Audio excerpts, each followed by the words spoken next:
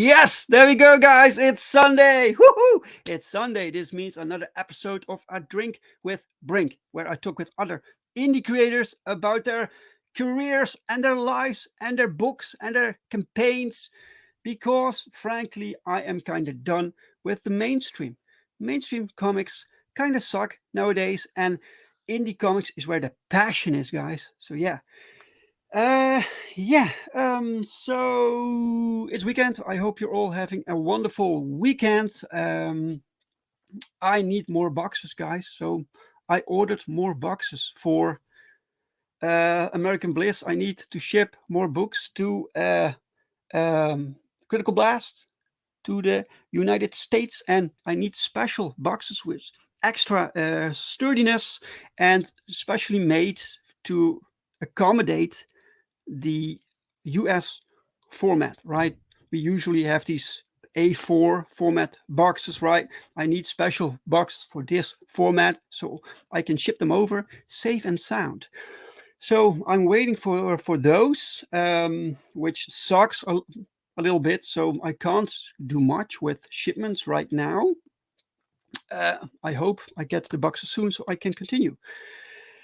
Anyway, let's see who's in the chat with us today. If there are people in the chat, I don't know. Yes, there are people. Shadowhawk Talks is here. Shadowhawk Talks. He says, "Hail, Paul Byrd." Paul Byrd is the guest for today. He's waiting in the green room. I'll bring him back in a few seconds. Guys, welcome Shadowhawk Talks. And Darkside is Comics is here, and you all need to subscribe to Darkside is Comics channel because he does daily comic book reviews, guys. So yeah, welcome. All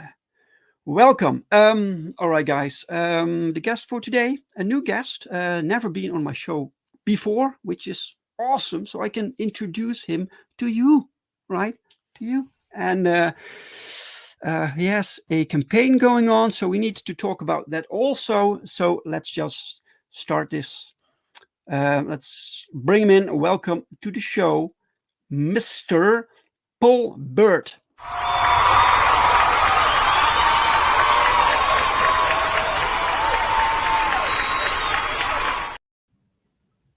Hi. What a great welcome. Thank you. Yes, there you go. Do you pronounce it Bird or Beard? Nope, Beard? it's Bird. Yep. Right. Okay. Yep. Been throwing people my whole life with that, so it's been fun. Really? Yeah. All right. Yeah. There's this comic book character, this superhero character with bird powers, and it's called Bird in the way that you spell your name also. Oh, really? Oh, did you know that? No, never heard of it. Right. Okay. How are you, Paul?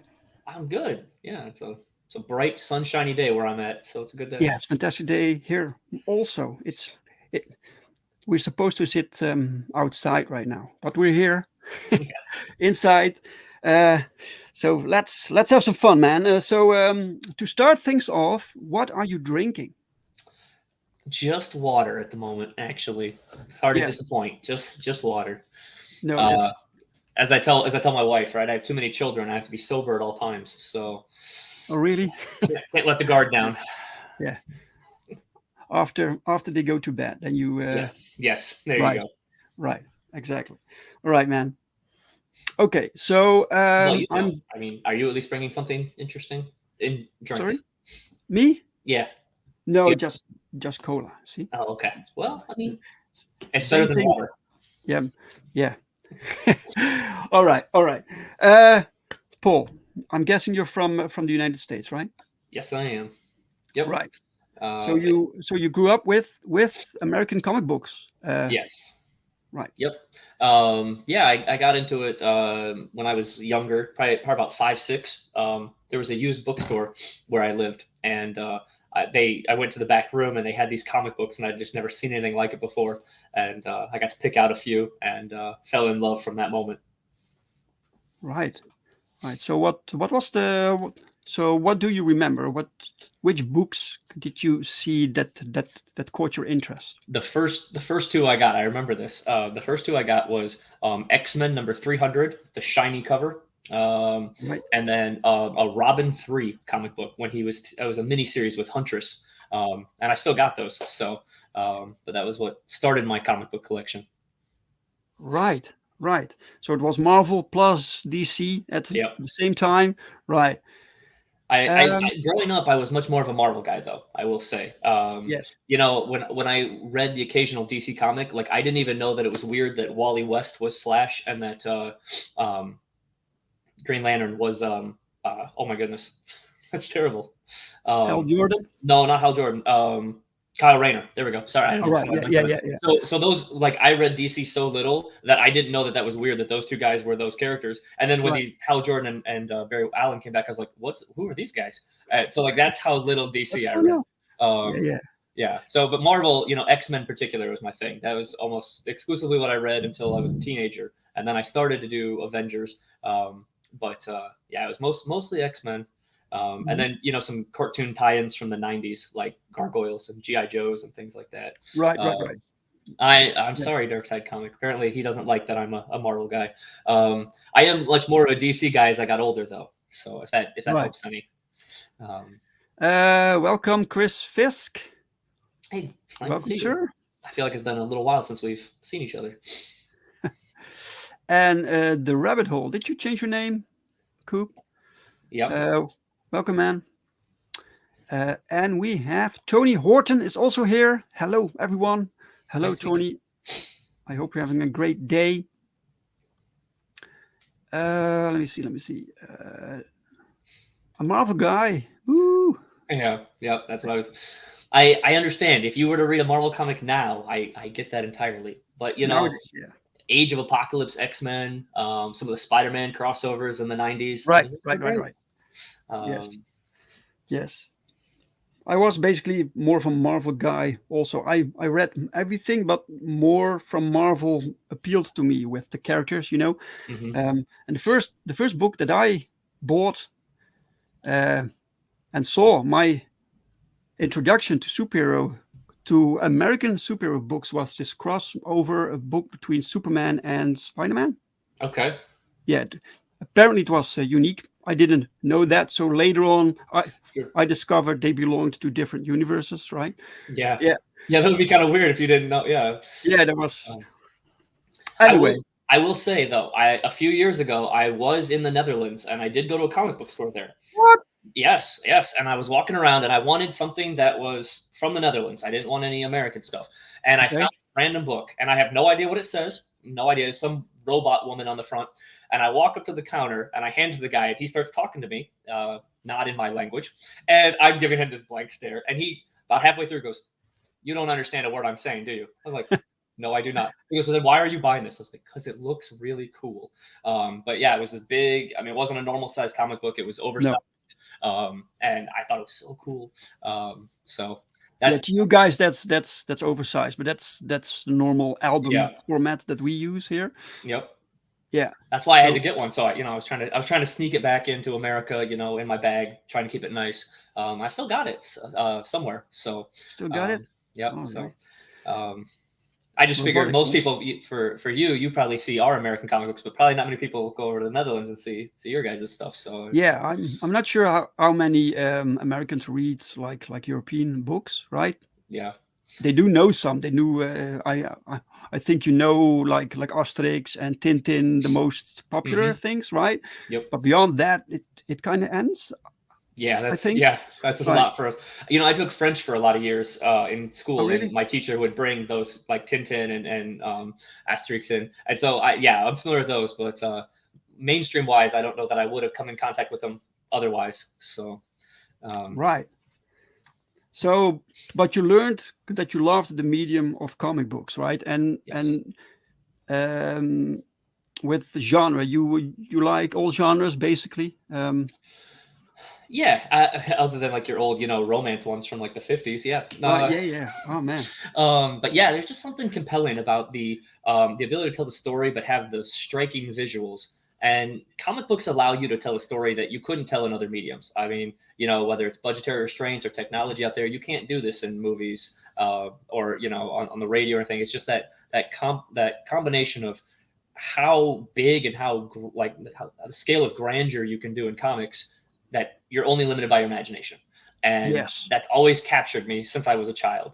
um, I just find no better medium for storytelling Yes. personally. This is true, man. This is true. This is why I don't get it when you have these superhero books nowadays, these modern books, right? You have like superheroes sitting at this table talking. It Yeah. costs exactly the same page rate as having them crash through this building in spectacular battle or something, you know? Yeah, there was a comic a few months ago that came out where somebody was telling Batman how they hacked Twitter or something, and I was like, "Why are you wasting a page on them having a conversation with Batcave about Twitter? Like, Yeah, go do something fun. Go fight space aliens. Go, save the world." right. Yeah, Exactly. Dr. Ino is here. Welcome, Dr. Ino. Welcome, welcome, welcome. Let's see who I missed. Chris Fisk says, as a small kid, I was all about DC superheroes, but as a teen, I was swayed by the Marvel cartoons. Right. Oddly enough, I always preferred non-superhero comics. ElfQuest, Heavy Metal. Right. Yes. Chris Fisk, Yes. I feel like that might have swayed your book as well. That might have been a little influence. Right. Yeah. Yeah. Yeah. So, so your own. So you decided to make your own comic books. Is that Yes. uh, so? How long now? How long ago did you produce your own So work? I started working on my own comics 2 years ago. Okay. I actually started working on a different series that still has not seen the light of day. Someday, I hope it will. Hmm. But while I was working on that book, I started thinking about what I really kind of wanted to see in the genre. Like I said, you have unlimited opportunities of what you could think of. So I started working on the second series, and that started about a year and a half ago is when I started working on this. Thankfully, my wife was very supportive. We were Yes. we were home during the pandemic. Most people were sent home. I was actually sitting in this room. I was teaching a class, and she came down here. She's like, "What are you doing?" I was like, "Well, I think I'm going to do something different. I think I'm going to do something creative." And she as I told her I wanted to make a comic book, she just looked at me and said, "I've been waiting." Like she didn't even miss a beat. It wasn't even like out of left field. Like I haven't talked about comics in 5 years, and I just turned around and said that. She's like, "Okay," and so I Okay. started. That's Yeah, great. yeah. I didn't know how she'd take. I was like, "Hey, this is gonna be a big investment of time and money and stuff." And she's like, "Cool." Really? Oh Yeah, wow, that's fantastic. Yeah, yeah, we all need that. I think we can all recognize that we have a supportive spouse. You yes, know, that's yes, so important, man. yep. Good for you, Um, man. So did you say you were a teacher? yeah, so I teach at a community college, a 2 year school. Do you guys have 2 year schools out in the Netherlands? Like a Two trade years school? schools? Like a trade school, like after you finish secondary school, then you kind of, it's not quite college, it's kind of in Right. Yeah, yeah, between. yeah, yeah. We have Okay. we have trade schools. Yeah. Yeah, okay, so it's a trade school, but also it's like a mini college, so they can keep going if they want, but it's so it's Right. it's it's both, so I teach at that. All right. All Yeah. right. Great. So what kind of trade? It's a specific trade Well, or? so actually I actually teach history and political science, so I'm All still right. in like liberal arts, Sure. but we get the trade students. Sure. Okay, okay. Let's see if I missed something. Sorry, man. I like to bring the chat in Oh, of sometimes. course. Les Yeah. Schtroumpfs, the Smurfs, were huge in USA back in the 80s, right? I got to read them in my French classes. Nice. See, I came around a little later, and I only know of them as the American cartoon. So I didn't. Right. And the rabbit hole wanted always to see a Smurfs versus Godzilla comic. First Godzilla. There you go. Right. Okay. Suddenly you decided you wanted to make your own comic. So what prompted that? Well, like I said, I've been home for about a year, I guess, from work, and I've been kind of in here, and I wasn't doing anything. I felt like I was just home all the time, and I was, I was Mhm. going through the motions, and I was like, I just need something to break up this monotony. And like what do I like? It was And during the lockdowns. yep, yep. Right. Yeah. So Yeah. we went home in March of 2020, and it was still the spring of 2021, and I was like, I'm still here, and I still don't see going back to work for another year. And I was actually really sick with long COVID at that point, so I was Oh. kind of homebound. Um, and so I was like, well, what can I do? And so I started thinking, well, I'm going to do something creative, but I didn't really want to do something like work oriented. I didn't want to do, you know, government stuff or history stuff. I didn't want to do that. So I kind of fell back on this first love of comics. And, I had kind of walk away from comics when we had our first kid back in 2009. I just couldn't afford comics anymore. Hmm. I had to walk Yeah. away. I ended my pull list, and I kind of stopped reading comics for a few years. I had another kid, another kid, another kid. And I tried to get back into comics around 2014, 2015. And I picked up the comics and I was like, what are these? Like, these are terrible. It was the all new, What all different happened? Yeah. Marvel. Yeah. And Mm. it was Yeah. still in the tail end of New 52 DC. And I was like, I hate all of this. Like, is this what comics are? So I started reading back issues and I started, kind of going back to my old collection. And I felt that apathy of like, why can't there be something cool out there? And then Mhm. we finally left the lockdowns finally, and we went on a trip to go see my wife's family. And on the way back, I was on Twitter and I saw all of these people just start dogpiling on Aaron Lopresti. This was way back when he launched his first Wraith of God, and people were just like canceling left and right and telling me he's a horrible person. And I was like, what is this? And then I found out this guy was making his own comic, and I was like, people do that? And I kind of fell down this rabbit hole. And I was like, there are Yeah. all these independent comics, and there's this huge community. And this comic was really cool, so I did buy the comic right away. And then I kind of found more and more people, and I kind of fell in this community. And I was like, I think I could do this. So that's kind of what prompted it that day when I turned around my wife and said, I'm going to do this. But like I said, I've been out of regular reading comics for Mhm. mainstream comics for 5 years, and Right. yeah, so I just thought I'd throw my hat in the ring and see what would happen. All right. You thought I want to make a comic book inspired by other indie creators, right? Yeah, yep, Um, there were a lot of channels also coming up with people talking about it, right? yeah, yeah. Um, That came a little later actually. This whole all YouTube right. thing is very new to me. I'm not gonna lie. Right. Okay. I uh, I went on my very first show probably about a year ago this time, and I had never even written anything in the chat of YouTube in my entire life. Like Right. that's how Right. new to YouTube I was. And I know it makes me sound old or something. I don't know. I just never appealed to me. I never felt the reason. And then I found this community. I started typing in the chats, and I'm not a huge conversationalist in the chat. I'm kind of a lurker, but I try. But then more and more shows I found. I found Bancroft's show. I found your show. I found T-Boney's show.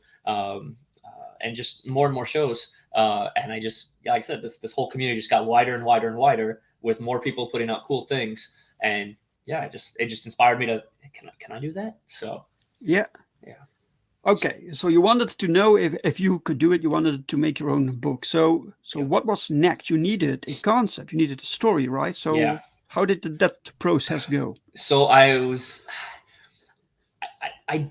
tell a lot of stories. That's what I do. Like with my work, I tell a lot of stories, and then with my kids, I've been making up stories for years. So like I've been already kind of in the storytelling mode, but I've never done something formal. So Mhm. I actually asked my wife to just buy me like a notepad, and I was like, I'm gonna just write some thoughts. And I started writing old school style, and I filled it up with this idea. Like I said, it was a different comic first. It's floating out there a little bit. It's called Renegade Travelers. Actually, it's about a guy who can travel between parallel worlds with alternate histories. But the catch is, anytime anybody uses their powers, it might kill them. It's Russian roulette with your powers. Okay, cool. And hopefully I'll have that sometime later. But like I said, Excellent. as I was doing that, I wanted to see, well, can I do other genres? And Mhm. I wanted something a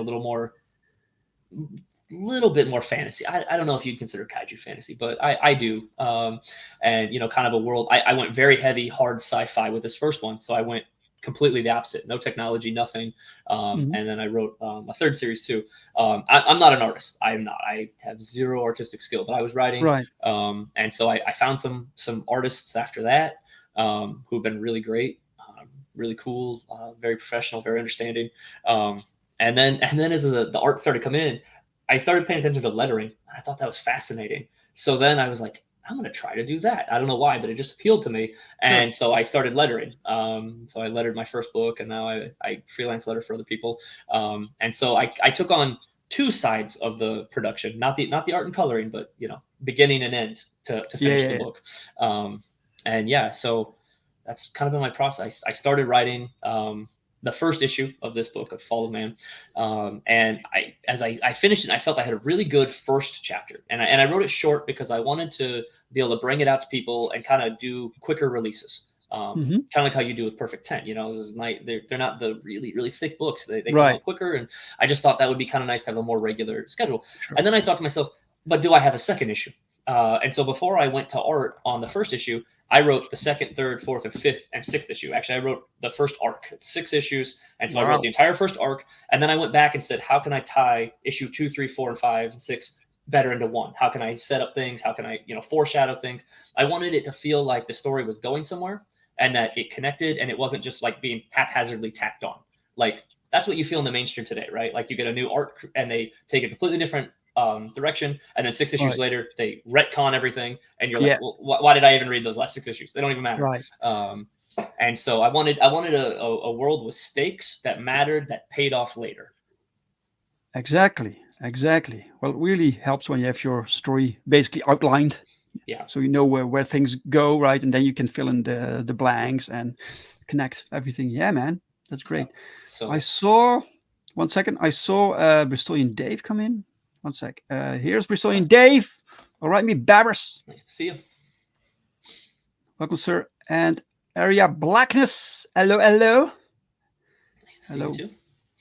I've it's kind of fun being on this, and I interact with some of these people in the chat or on Twitter, but it's nice to see them on this end. Yeah, and lettering is an art form in and of itself. Yep. Exactly. And some people underestimate it. Yes. Last week, I did a look at my book stream where I kind of browse campaigns and comment on them. And there was one campaign with a book that had excellent art, but the lettering was not good, man. Yeah. And that can really break your book, Yes. Yeah, So you, I think I got the best compliment from somebody the other day. They said, I think you must be an okay letter because I didn't even know you were there. yes, So, it complements the art so well and the story so well. If you don't see it, then that means I'm doing my job. yes, Um, that's the paradox, right? So yeah. yeah. Okay, man. Let's take a look at your campaign then. And while I'm looking at it, how did you come up with this particular Well, concept yeah. about So, like I said, I, kaijus? I I think that the ability to tell big stories in comics are really what sets it apart. And so I thought, how cool would it be these giant monsters in this, new world, this post-apocalyptic world. And then I started thinking, I watched a lot of Godzilla growing up. I watched a lot of kaiju stuff. I'd be the guy who'd watch Mothra 3 at 2 a.m. on the Sci-Fi Channel. Yeah, Like so I yeah, watched all kinds. But at the end of the day, in most of this stuff, the people really didn't matter. Like you could have people involved, or I think the most egregious example is the most recent Godzilla versus Kong. Right? You watch King Kong, and he's got like three guys on his side, like a hacker and two annoying teenagers, and they're supposed to like yeah, do something. Like they don't matter to the story at all. So yes, what would it be like if there was a world with these giant kaiju, but the people matter? And so I kind of built this world where the mm, the old world ended, and all that's left are super powered remnants of old society. So these people have powers, and some of them are good powers, some of them are bad powers, but everybody has powers. And what would it be like if these people could actually fight kaiju? And so we've got these big superpowered teams sometimes that are fighting the monsters. Um, but the kicker also, I thought, to add another layer, um, they usually form tribes. They usually kind of huddle together for survival, trying to survive this post-apocalyptic world, and they usually form around telepaths. And these telepaths can actually control the kaiju. So these tribes actually have their own kaiju to fight wild kaiju and other tribes kaiju's, and it's kind of this battle royale for what's left of the world. And Okay. so the Does every tribe have one kaiju or not all of multiple? them. No. Some of them are just trying to survive and stay out of the way of the monsters. You have to Sure. be lucky to have a telepath who's powerful enough to control them, and some can control multiple if they're powerful enough. So, Wow. yeah. So that's kind of where the first issue opens up. Is kind of just introducing the world, and there's this tribe. They call themselves the Outcasts because they're just kind of people who've been strewn about the wasteland, left for dead. Maybe they were rescued slaves, and they live in a tribe underneath a telepath who has their own kaiju.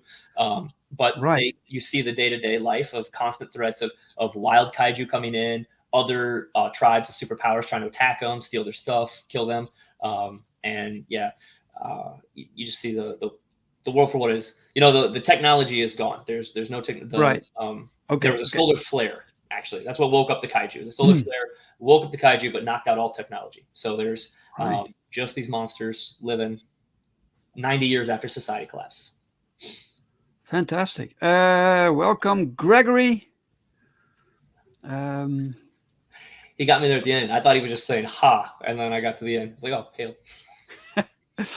yeah. Okay. So it's a combination of various things that we know, like Yeah. superheroes and kaiju and Yep. things. So where where did the kaiju come from? They were buried away from another age. They just, like I said, that solar flare hits, and then all of a sudden they start rising out of the ground in the water. They've always been there. We just never gave them a reason to get up. Right. Right. Yep. So yeah, Sure. I weighed that whether I wanted to make them kind of like Alien, but I didn't. I really wanted to be there, but I wanted to be completely shocking.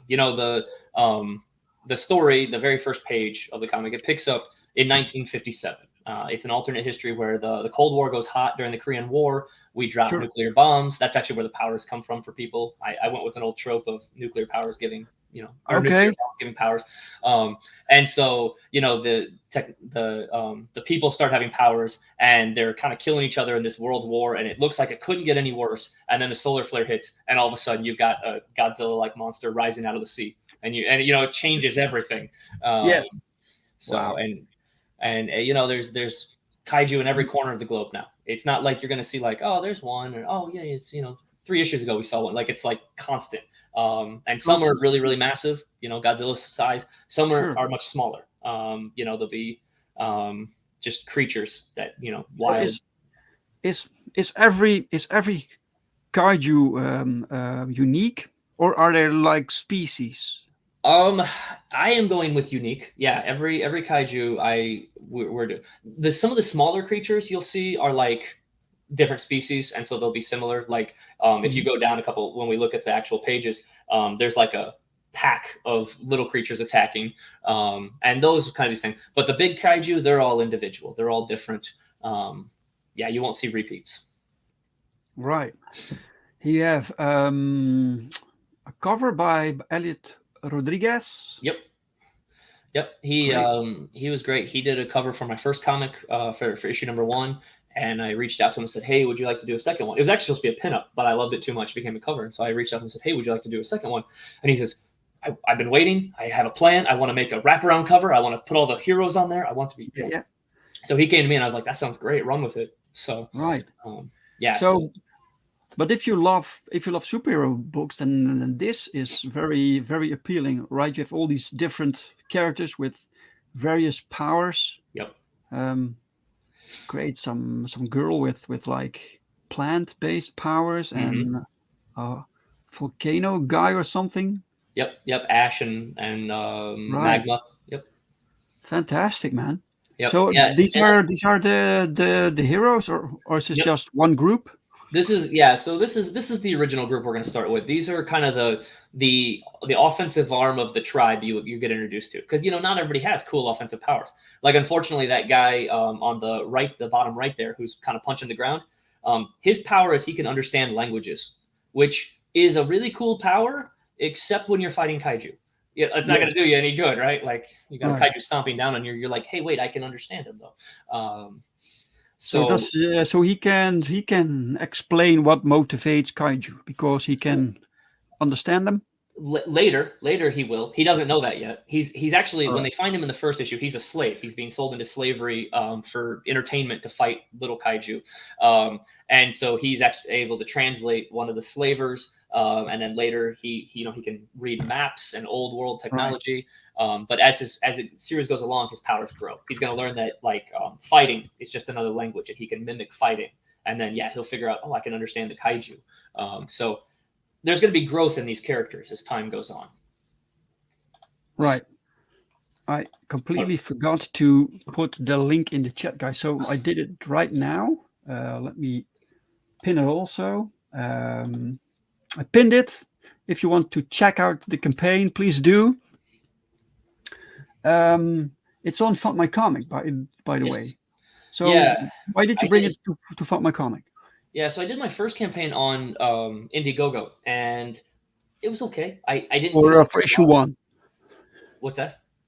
For issue one, Yes, you yep. were on For issue number right. one, I did it on Indiegogo, and Mhm. I didn't feel like there was a lot of support there in terms of like from the actual website. Right. And then I saw that Luke Stone was building Fund My Comic, and it Mhm. was specifically geared towards comics, and he was trying to create something new and didn't have any of the censorship of Kickstarter or Indiegogo. Um, Right. and I thought, well, that's something I want to support. Not that I have anything in my books that will get censored at all, ever, I think. But if somebody behind some doors decides, hey, you're friends with the wrong people on Twitter, and decide to cancel, um, and as Luke always says, it's also cheaper. It's cheaper to use Fund My Comics. So I thought all those reasons kind of came together that I Yes. made this issue number 2 exclusive to Fund My Comic. Right. Yes. So people can only get it here. Yes. Yep. So guys, uh, you're doing pretty well, man. With 51% funded right now. Yep. It's a all or nothing campaign. That's kind of similar to what Kickstarter has with. That's yeah, Kickstarter. Right. Yep. Right. Yep. Yes. So I kind of I went back and forth what to do. The book is largely done, so I mean it's gonna be done. It's not like I'm holding out waiting for these funds to do anything. Like I did this all out of pocket, just like I did the first one. This Sure. is more about recouping costs. So the book is done. There's no fear of that. But I set the goal a little higher this time, and I just wanted to say like I'm hoping to raise this much. It'll go towards the printing and shipping, and then whatever is left goes to issue 3. So, and I'm already starting to work on issue 3 so that it'll be ready to start going out right after this. So, Wow. Fantastic. Okay. 30 backers for right now. yep. Um, does Fund My Comic update this like Kickstarter does, or do you need to refresh to see it? I think you need to refresh. Right. I Okay. Let's wait for now. We have 30 Sure. backers right now. All right. It's looking really good. Let Yep. me see. You have some interior work here. Yep. Who is your artist? So his name is Ben Worrell. I met him on Facebook. I just saw he had this drawing. Actually, I think it was a Star Wars drawing, and I looked and I said, I really like that style. And so I reached out to him. I said, hey, can you draw kaiju?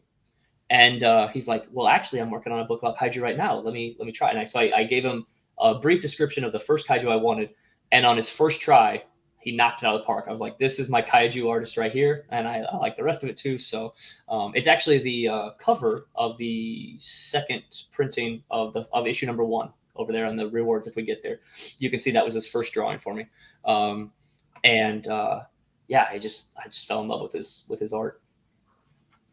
Right. And the colors, he does the colors also? No, so the colors is done by a guy named Jimmy G out of England. So Okay. I was actually watching Bancroft and Rob Arnold that they were randomly bringing up this colorist guy, and Rob Arnold was like, well, this guy's pretty good colors. Do you think he'd want to work with anybody over here? Maybe somebody should reach out to him. And I was like writing the email as he was saying it. And I sent him off and I was like, hey, do you want to color something? And he answered me in like 6 hours and he's like, I'd love to color. And he sent me a couple pages and I just felt like his coloring is just so bright and it just like makes the page like pop. And Right. Yeah. so I kept him for issue 2. Everything that was done in issue 1 is exactly the same for issue 2. The whole Yes. creative team is Perfect. exactly the same. Perfect. You didn't need to change creative teams. Nope. That's fine. That's perfectly. That's great. Right. So you have some battle here. They are fighting. And these are like smaller kaiju. Yeah. These wolf-like creatures. These things appeared with the kaiju.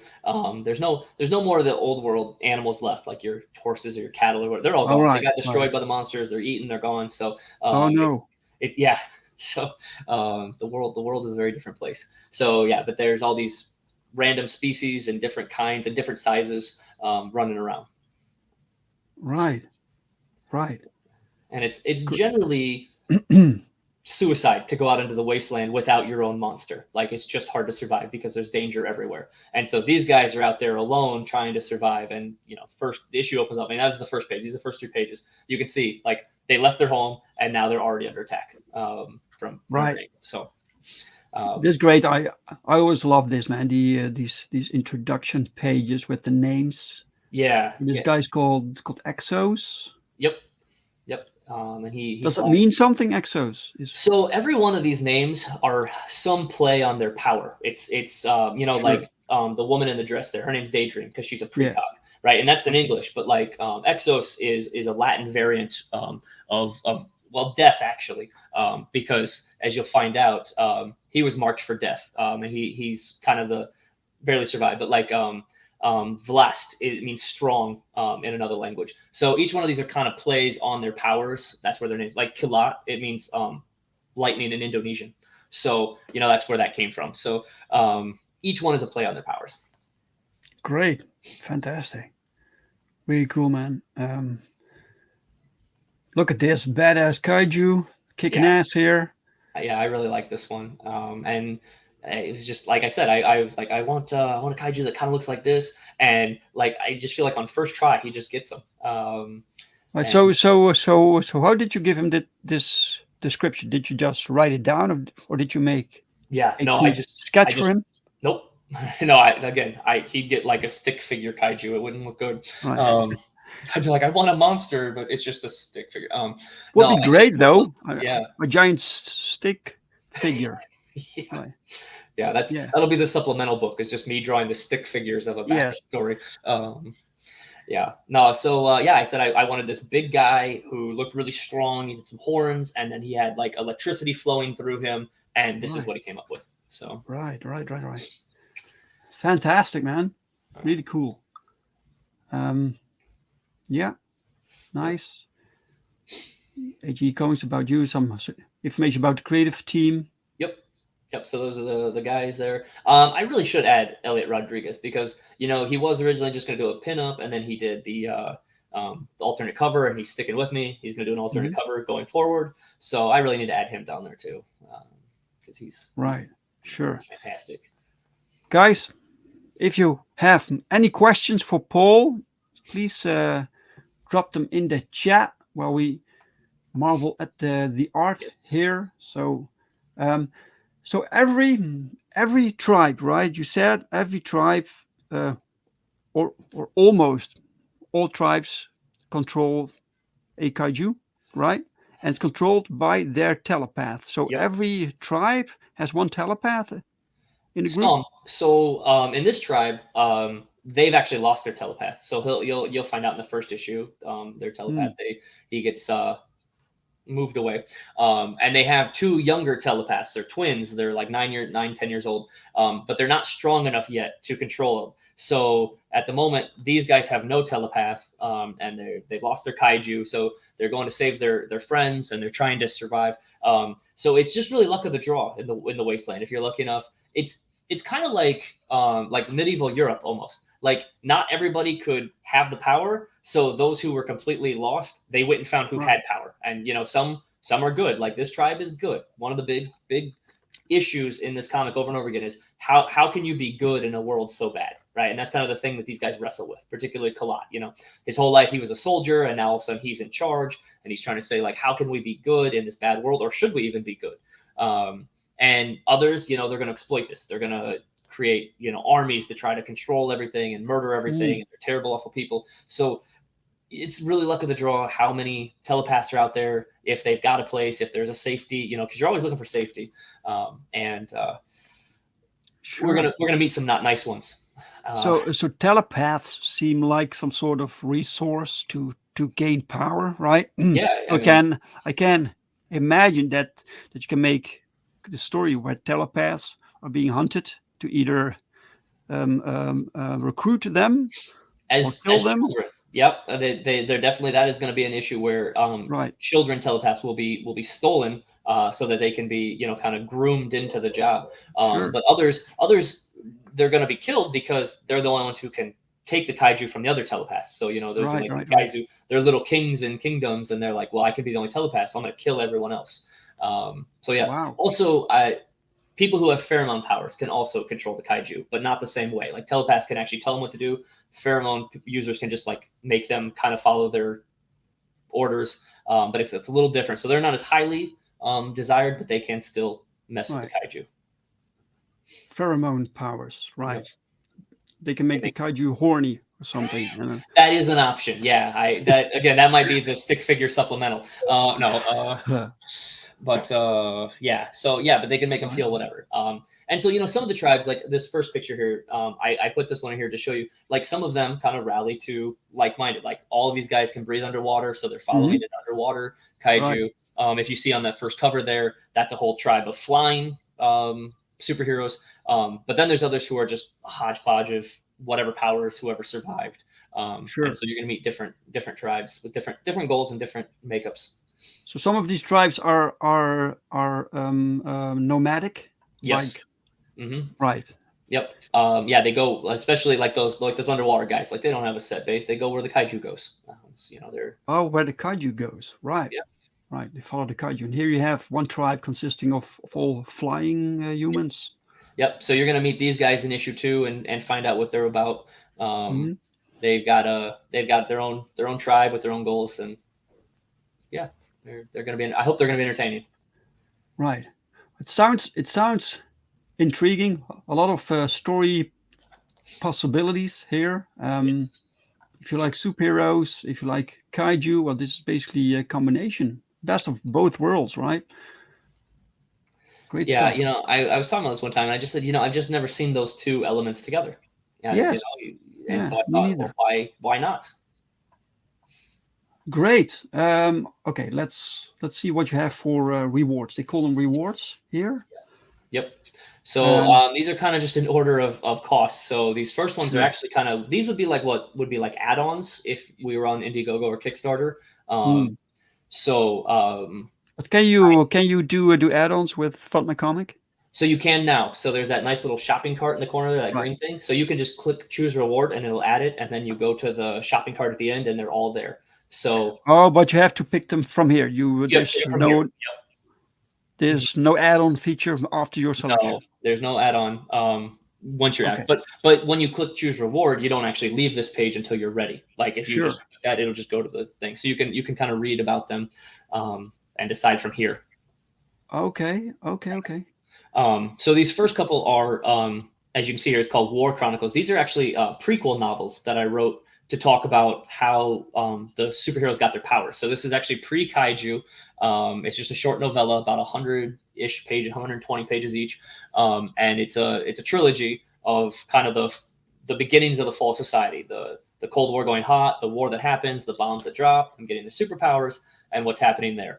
So the entire first prequel novella book takes place between the first 3 panels of book 1 of the comic book, and so it's just a nice little, for those of you who want a little more world building and background, that's what the War Chronicles are. So is it in the comics themselves never explained how these people get their powers? There will be flashbacks. Like the very first page of the first issue explains where the powers come from and what happened. Right. This just fleshes out the world. Sure. and it's going to come back to play. I said that I wrote the first 6 issues before I went to the first one.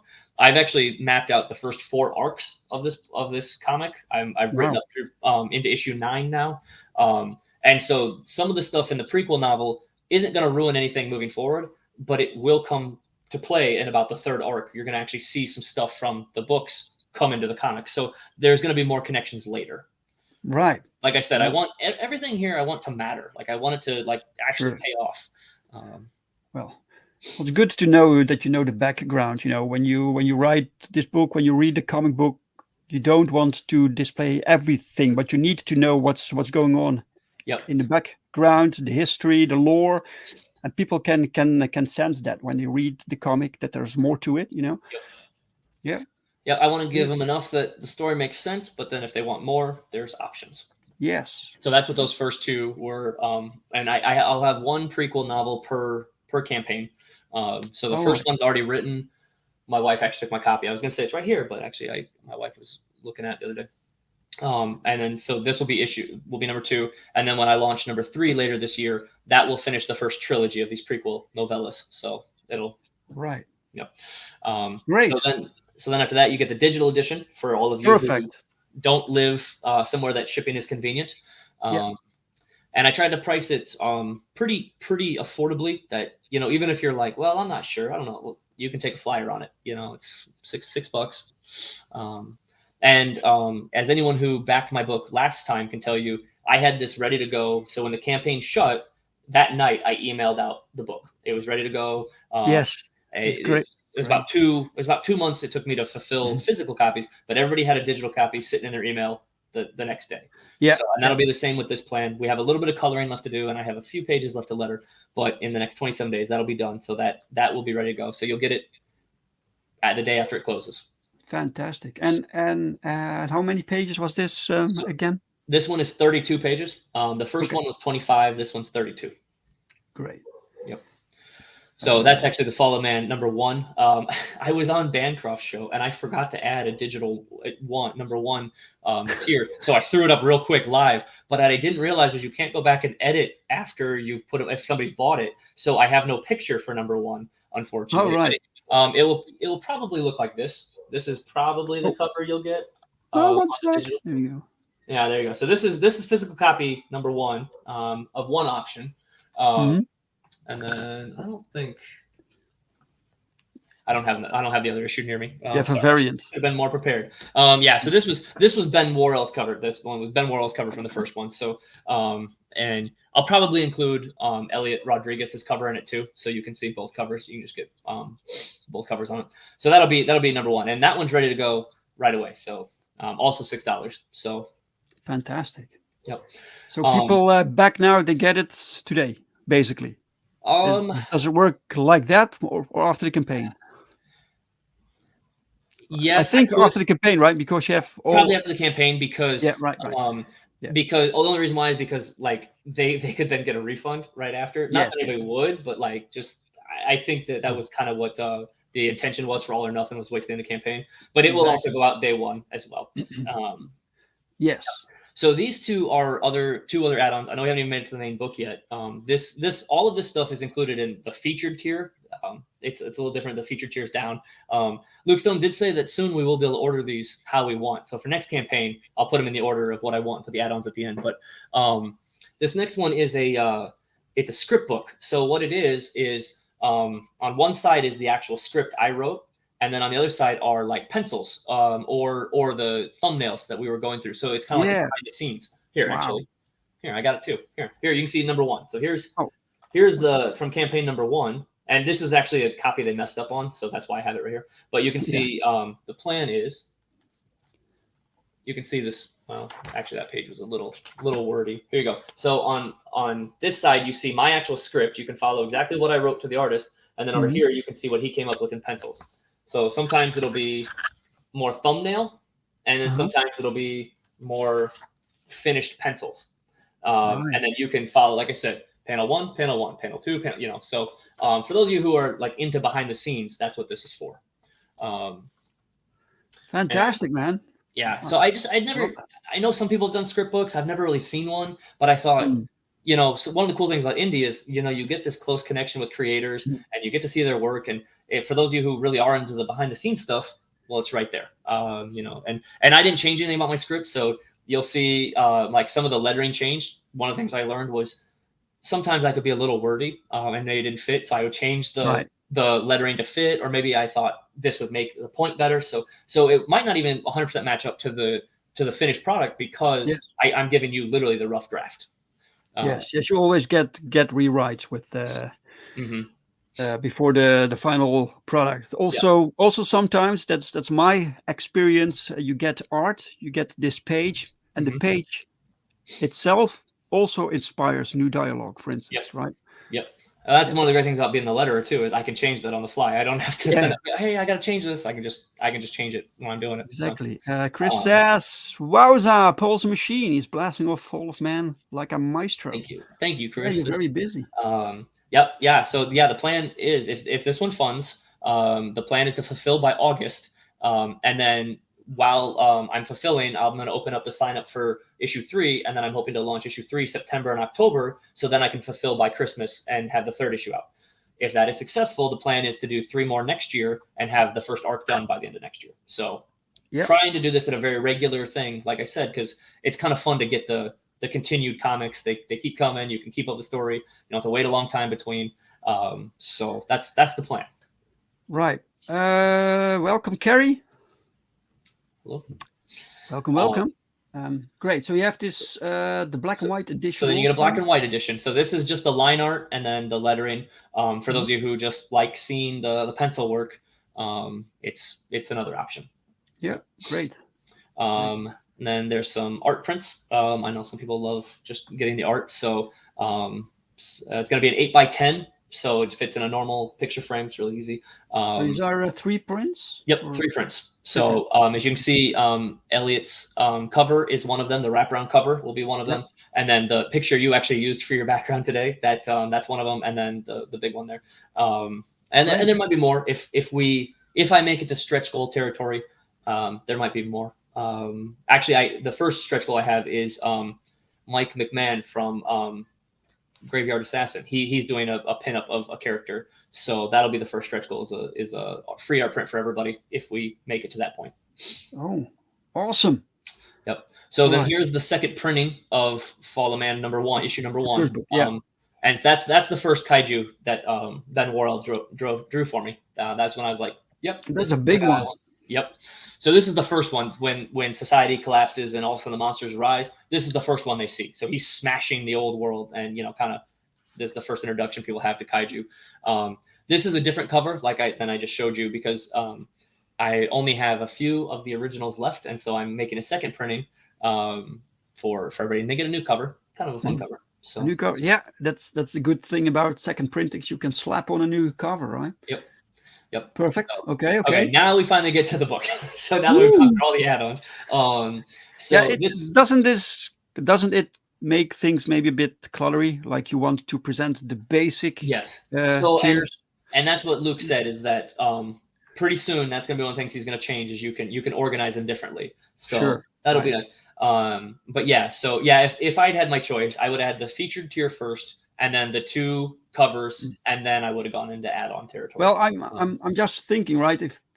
If I want to set up my own campaign here and have like 25 add-ons, then I get this super long list of tiers right here. So you can and you can paginate the pages, so that then at least you're not scrolling and Mm. scrolling and scrolling forever. Like I Yeah, only yeah, yeah. have like 10 maybe, so I thought kind of the words kept up with it enough that I didn't need it. But you can do that where you can add pages. So Right, right, right.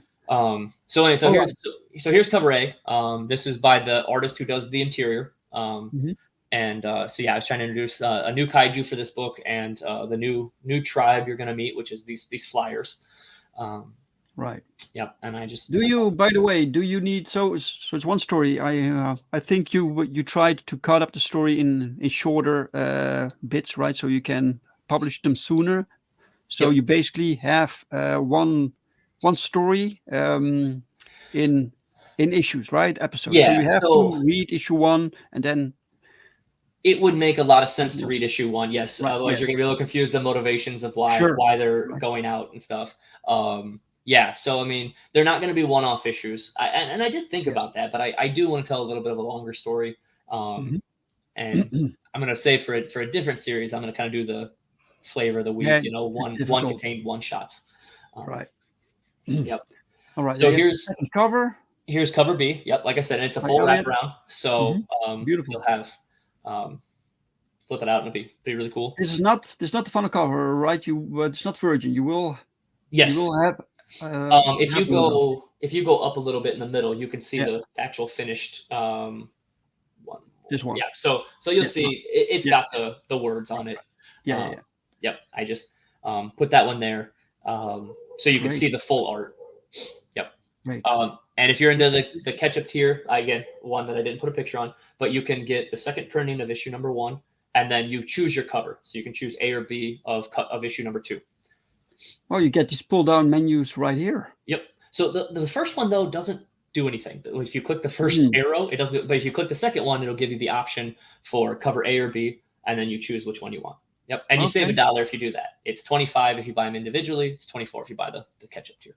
So, great, yep. great. So Bunny says, make sure you give the stream a like, guys. Yes, please do. Please do, guys. I would appreciate it. Thank All you. right, and then you have the digital feature tier. Yep. So I could just.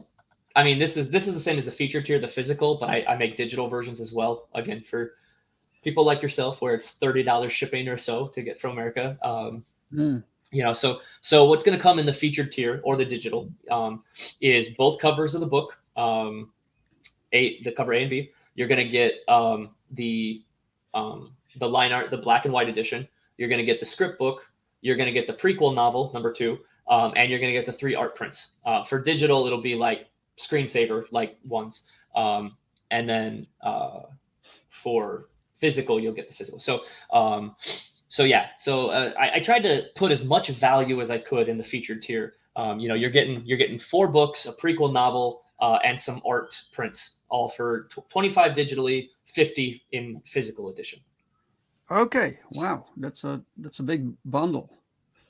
Double pack physical, so you get Yep. both covers, right? Yep. Yep. So and again, you save $1 if you buy the bundle. Right, right. 26 individually. Again, just a little incentive for those of you who are willing to take a chance on me and buy the bundles. I want to make it a little worth your time. Yeah, like I said, there's the feature tier, so you'll get like everything I mentioned. You'll get 4 books, prequel novel, art prints, and the digital Yep. edition, all together. Those Thank you, shebang. I agree with Chris Fisk down there. That is an amazing value. Are you going to find a better value in It is. terms It really is, man.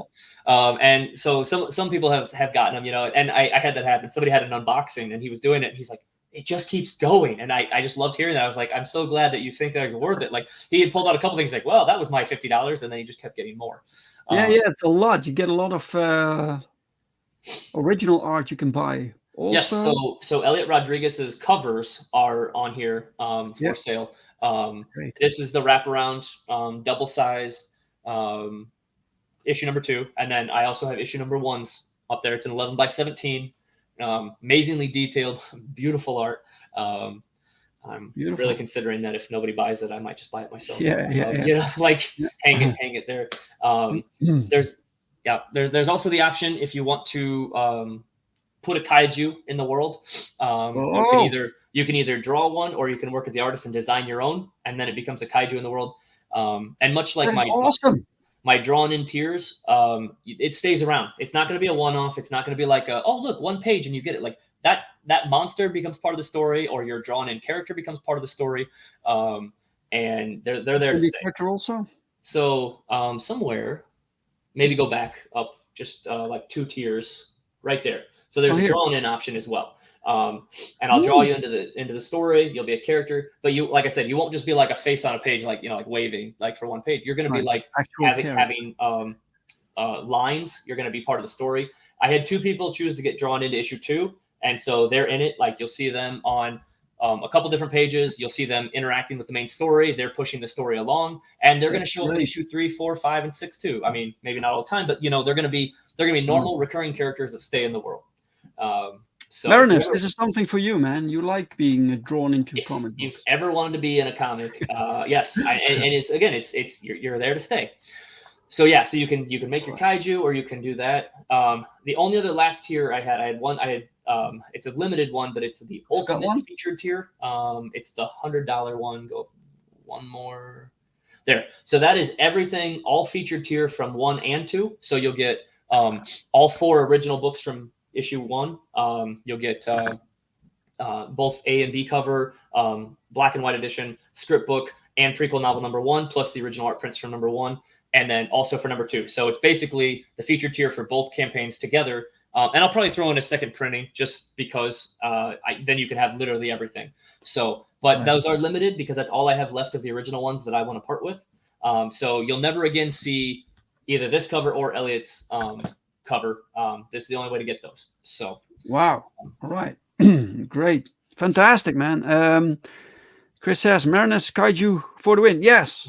Let's get Marinus in there yeah, as a and kaiju. That would be that'll great. be one of the art prints. I really wanted to like kind of celebrate just how different these kaiju are, and just you'll never know where it'll go, what kind of monsters will pop up, and they'll keep being different and original, and they'll keep coming in.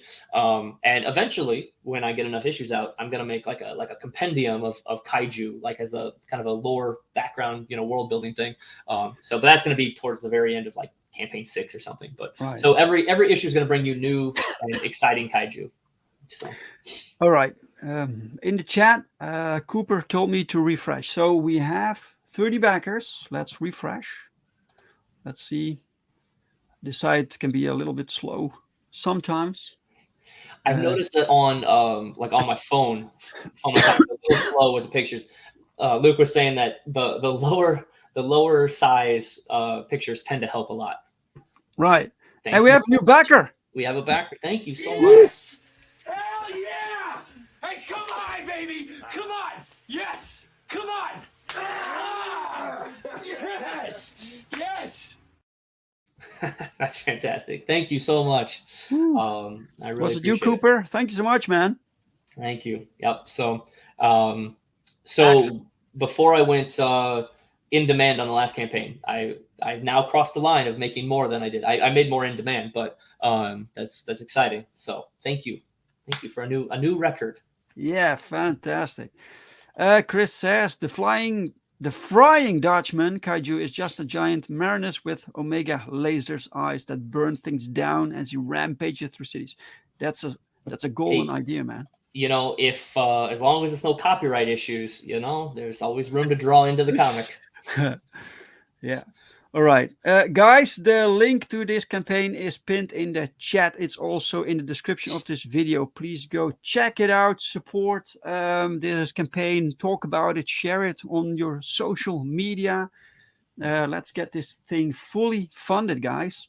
Yep. All right. Stop 27 sharing. days, and it's gonna be great. Yes. All right, Paul. If people want to follow you and check out your updates, where can they find you? Yeah. So on Twitter, at A.G.E Comics. That's where you'll find me. All right, perfect, guys. It's also in the description. Easy. All right, Paul. Thank you so much, man, for being my guest today and showing us your wonderful campaign. Thank you for having me. It was great.